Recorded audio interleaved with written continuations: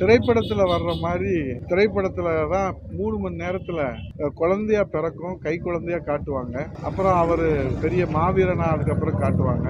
அதுக்கப்புறம் அவர் தான் எல்லா வகையிலும் வெற்றி பெறுவார். அப்புறம் அவரிடத்துல ராஜ்யம் போகும், மற்றவங்களுக்கெல்லாம் பூஜ்யம் தான் திரைப்படத்தில் காட்டுவாங்க. இப்போ அதே திரைப்படத்தை நிஜத்தில் பார்க்குற மாதிரி இருக்குது.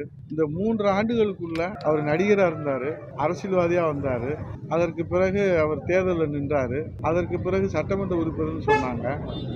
இப்போ அமைச்சர்னு சொல்லியிருக்காங்க.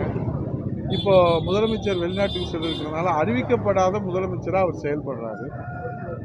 3 ஆண்டுகளில் இவ்வளோ பெரிய வளர்ச்சி எனக்கு தெரிஞ்சு தமிழக அரசியல் வரலாற்றில் மட்டுமல்ல, இந்திய அரசியல் வரலாற்றிலேயே இவ்வளோ விஸ்வரூப வளர்ச்சி, மெகா வளர்ச்சி உதயநிதி ஸ்டாலின் அவர்களை தவிர வேற யாருக்கும் கிடைத்ததா தெரியல.